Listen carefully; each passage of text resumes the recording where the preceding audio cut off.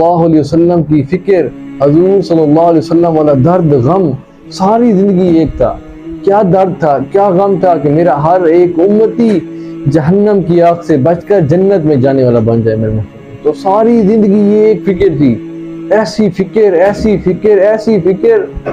کہ ہم عائشہ صدیقہ رضی اللہ تعالیٰ عنہ فرماتی ہیں کہ ایک مرتبہ حضور صلی اللہ علیہ وسلم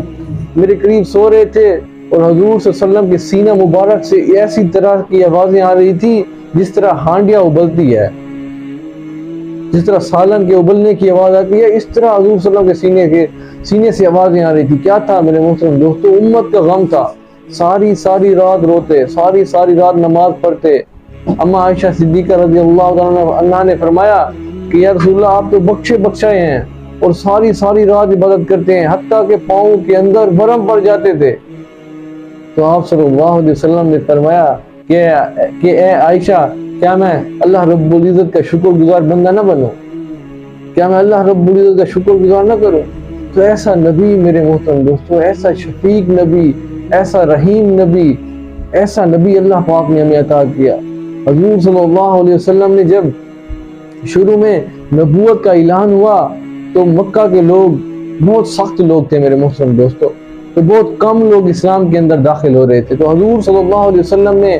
یہ سوچا کہ میں جا کے قبیلہ ثقیف کے اندر یعنی طائف کے اندر جا کر قبیلہ ثقیف کے لوگوں کو دعوت دوں گا۔ وہاں کے لوگ سردار قسم کے لوگ ہیں، سردار لوگ تھے، تاکہ وہ لوگ مسلمان ہو جائیں گے، اسلام کو تقویت پہنچے گی، اسلام کو قوت آئے گی تو اسلام پوری دنیا کے اندر پھیلے گا۔ تو اس مقصد کو لے کر حضور صلی اللہ علیہ وسلم نے مکے سے ہجرت کی طائف کی طرف۔ جب وہاں پر پہنچے تو وہاں پر جا کے سرداروں کا پتہ کیا، سردار سے ملے، پہلے سردار کے پاس گئے تو اس نے نعوذ باللہ حضور تینوں سرداروں نے حضور صلی اللہ علیہ وسلم کی بات کو نہیں مانا اور طرح طرح کے کلمات اپنے زبان سے نکالے، ایسی تکلیفیں دی حضور صلی اللہ علیہ وسلم کو کہ ایک پہلے نے بتایا کہ آپ کو اللہ پاک نے آپ ہی کو نبی بنا کر بھیجنا تھا، دوسرے نے کہا کہ اگر آپ نبی ہیں تو مجھے آپ سے بات نہیں کرنی،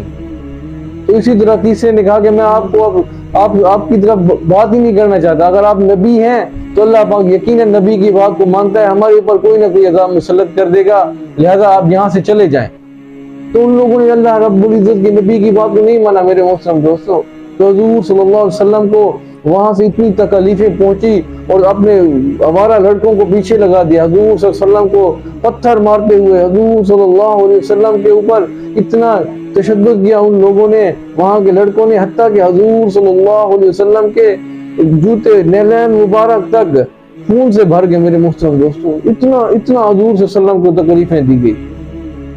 اور حضور صلی اللہ علیہ وسلم جب وہاں سے نکلے، روانہ ہوئے تو ایک گھاٹی میں جہاں پر ایک باغ کے قریب پہنچے، باغ کے اندر جا کے اندر چلے گئے اور وہاں پر جا کے نا حضور صلی اللہ علیہ وسلم نے اللہ رب العزت سے دعا کی، اور دعا کرنے سے پہلے فرشتے آ گئے، جبرائیل امین آ گئے،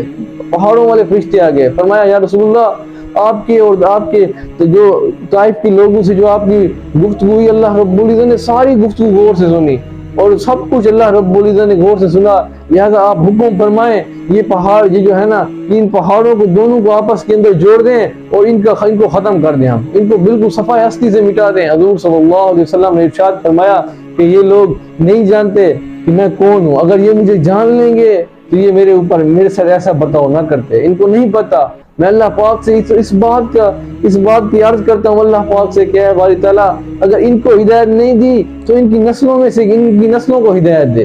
تو میرے محترم دوستو ایسی تکلیف کے باوجود حضور صلی اللہ علیہ وسلم ان کے حق میں دعا کر رہے ہیں، ان کی نسلوں کے بارے میں دعا کر رہے ہیں اور فرماتے ہیں کہ انہی کی نسلوں میں سے طائف سے محمد بن قاسم وہیں سے نکلے جنہوں نے اسلام کو تقویت دی، اسلام کو کہاں تک پہنچائے، ہمارے یہاں ملتان تک آئے تھے میرے محترم دوستو۔ کیا تھا دین کو لے کر؟ حضرت